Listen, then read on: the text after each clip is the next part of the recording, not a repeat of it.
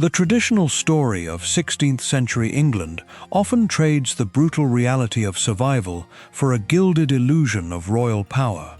We remember the Tudor era through silks, furs, grand palaces, and scandalous kings. But the real cost of sustaining Henry VIII's monarchy was paid in mud, blood, disease, and relentless labor by ordinary people. For the vast majority, survival was not a way of life. It was a daily battle. While the crown expanded its power through religious upheaval, taxation, and war, ordinary men and women faced a more immediate struggle. They fought hunger, disease, poverty, and the violence of a state that could treat their lives as disposable. This is the Tudor era, from the bottom up. We are not examining the political games of kings and nobles. We are examining the machinery that kept their world running. What did survival actually cost the poor, the rural conscript, the kitchen servant, and the common laborer? How did ordinary people survive in a system designed to extract their labor and discard their bodies? Because history is not only about the people who sat on thrones. It is also about the people who made those thrones possible. And in Tudor England, human life was often the cheapest commodity available.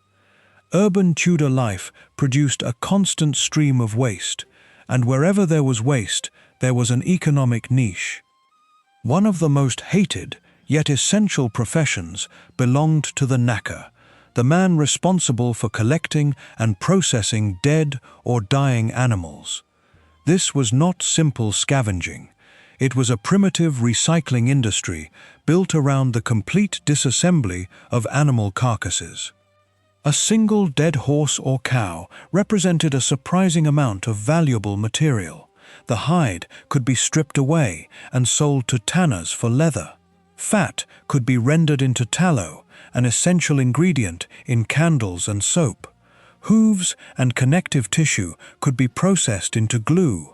Even the remaining bones could be crushed and used as fertilizer for fields beyond the city walls.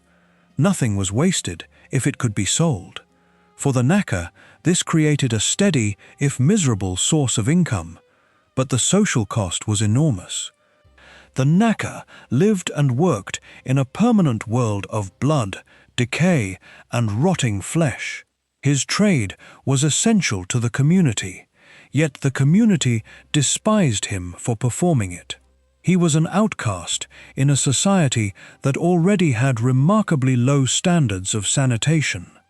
He occupied one of the lowest positions in the urban hierarchy, yet the very skills that made him a social pariah could make him valuable to the state. Years of handling carcasses, cutting through flesh, and working around blood created a particular kind of expertise. The knacker knew how to use a blade. He understood the mechanics of dismemberment, and, perhaps most importantly, he had already learned not to flinch. So when a monarch like Henry V required executioners, the knacker was a logical recruit. The state needed men who could perform brutal work without hesitation. For the knacker, the transition from processing animal carcasses to carrying out public executions was less a career change than a shift in clientele. The work was still bloody. The only difference was that his new customers were alive when he started. And for a man trapped at the bottom of society, becoming a professional killer could be one of the few available paths toward a better income, trading one form of social ostracization for another, more profitable kind. But there was another route away from the streets. Domestic service. For a Tudor person who lived with the constant threat of hunger, employment in a wealthy household could appear to be a stroke of extraordinary luck.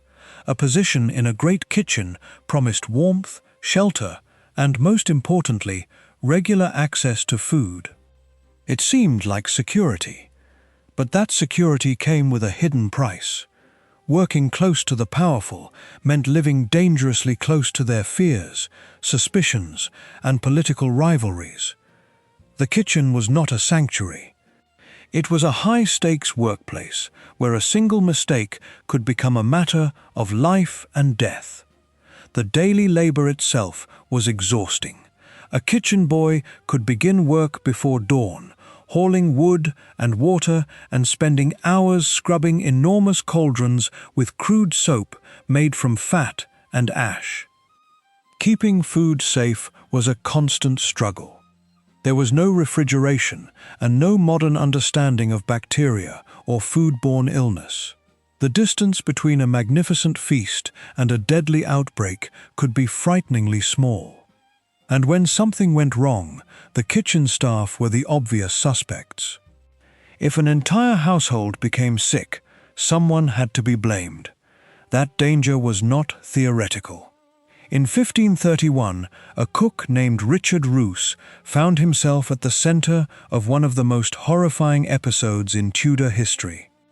Roose worked in the household of the Bishop of Rochester. After a banquet at the bishop's residence, several people became violently ill, and 2 reportedly died.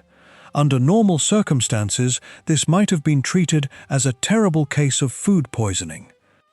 But Tudor England was not a normal place. The bishop was a prominent opponent of Henry VIII's attempt to divorce Catherine of Aragon. He was politically inconvenient, and the king's court was already filled with suspicion and intrigue.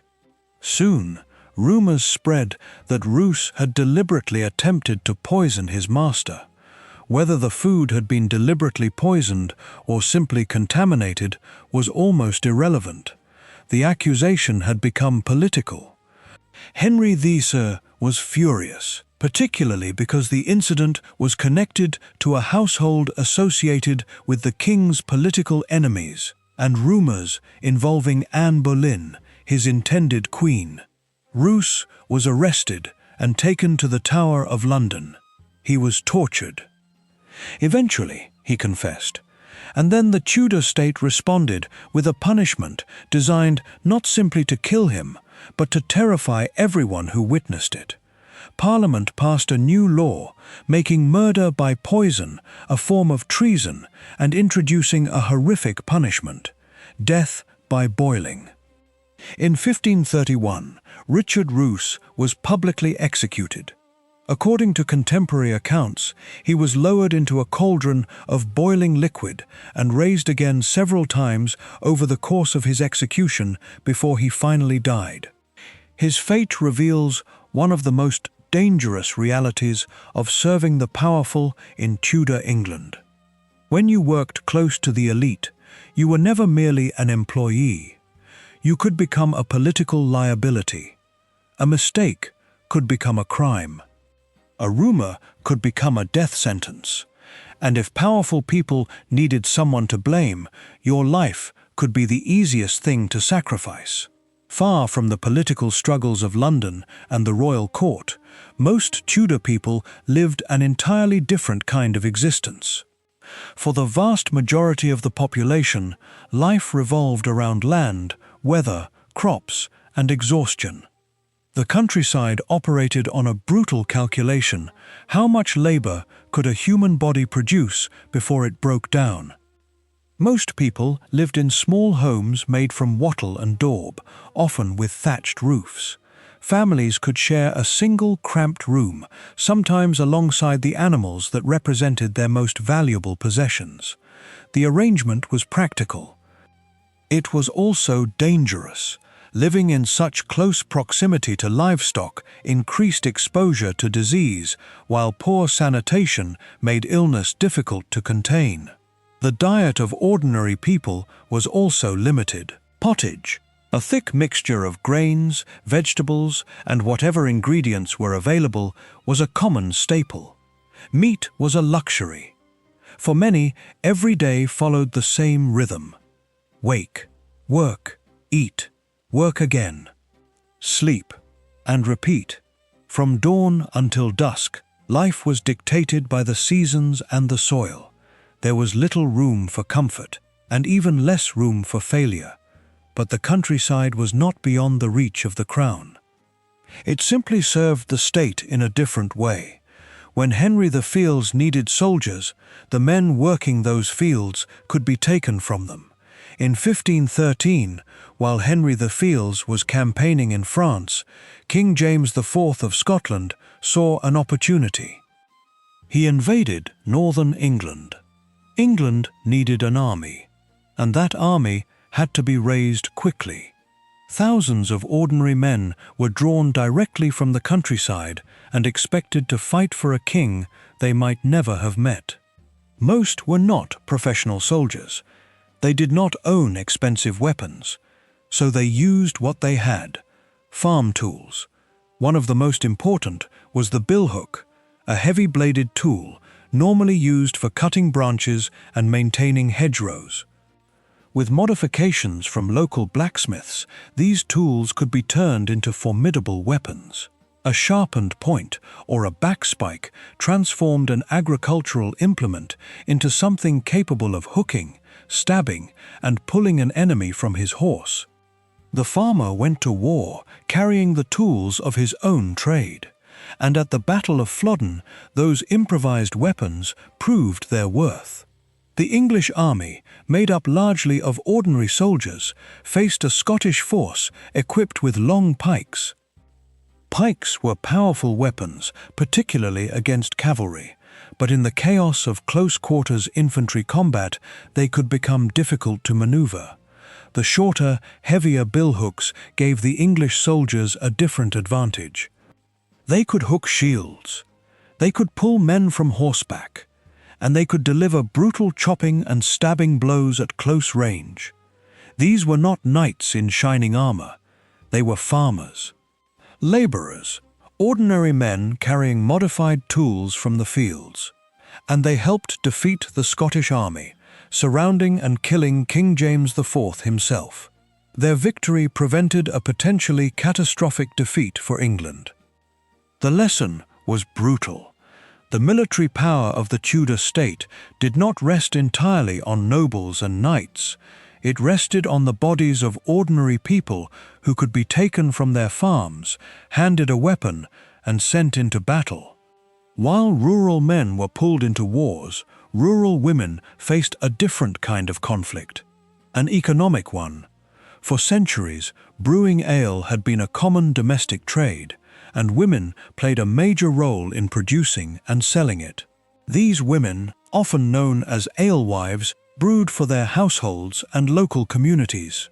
For women in a society where economic opportunities were heavily restricted, brewing offered something rare: independence. An alewife could produce a product, sell it, and earn money from her own labor. But as the brewing industry became more commercialized, the competition grew. Male-dominated guilds and trade organizations increasingly sought control over the profitable market, and one of their most effective weapons was not regulation. It was reputation. Alewives were increasingly portrayed as dishonest cheats who watered down their ale or overcharged customers. Popular imagery often turned them into sinister, almost witch-like figures, surrounded by cauldrons and cats. This was not simply harmless folklore. These stereotypes helped undermine the reputation of female brewers and made it easier to push women out of a profitable trade. For many women, one of the few paths toward independent income was slowly being closed. The resources and labor of ordinary people were being absorbed into a state that was growing more ambitious by the year, and nowhere was that ambition more visible than at sea. Henry V wanted a powerful navy. Warships required enormous amounts of food, equipment, timber, weapons, and manpower. The men who served aboard those ships became another essential resource for the Tudor state. The most famous example is the Mary Rose. The ship sank in 1545 and remained underwater for centuries before being recovered, giving historians an extraordinary glimpse into the lives of the people who served aboard it. But the reality revealed by the wreck was far removed from the romantic image of Tudor sailors. The Mary Rose was a machine of war. Its crew were, in many ways, replaceable components. More than 400 men were packed aboard the vessel. They lived in cramped, filthy conditions. They worked constantly. They faced disease, injury, hunger, and the ever-present danger of drowning. They slept aboard the ship, often close to their weapons and equipment, in an environment where sanitation was extremely poor. The ship was not simply their workplace, it was their entire world. A floating barracks, a place where they were expected to work, fight, and, if necessary, die. Then, in 1545, disaster struck. The Mary Rose sank within minutes. During a turn, its open lower gun ports were dangerously close to the waterline. As the ship heeled over, seawater rushed through the openings. The vessel flooded rapidly. For the men trapped below deck, escape was almost impossible. The ship had been designed to carry powerful guns and project Henry V's military strength. But when the vessel's stability failed, its enormous firepower offered the crew no protection. Hundreds of men died. For the families who lost them, the disaster was undoubtedly devastating. But for the machinery of the state, the solution was brutally simple. Find more men. Recruit more sailors. Replace the dead. The human cost of Henry VI's naval ambitions could be measured in bodies, and those bodies were considered replaceable. The knacker, the kitchen servant, the farmer pulled from his fields, the alewife fighting to keep her livelihood, the sailor trapped aboard a sinking warship. Their lives appear unrelated, but they were all part of the same system. A system that depended on extracting labor from ordinary people and converting it into wealth, military power, and royal authority. The knacker processed the dead. The kitchen servant fed the powerful. The farmer grew the food. The conscript fought the wars. The alewife generated income. The sailor carried the king's ambitions across the sea. None of them would appear at the center of the grand portraits of Tudor history. They would not sit beside Henry VIII. They would not wear the crown, but without them, the crown could not function. The final diagnosis of Tudor England is therefore a simple one. Survival was not an achievement. It was an endurance test. The toughness required to survive the system was absolute. Ordinary people paid the price for the ambitions of kings, and their lives were treated as resources that could be used, exhausted, and replaced. Their deaths were often not seen as national tragedies. They were simply the cost of doing business, and it was this endless, anonymous labor, the processing of carcasses, the cultivation of fields, the preparation of food, the fighting of wars, and the hauling of supplies aboard ships that formed the true foundation of Henry VII's kingdom. History remembers the king, but kingdoms are built by everyone beneath him, and if we are willing to look beyond the silk, the gold, and the royal scandals, we can finally see the people who paid the real price for the Tudor throne.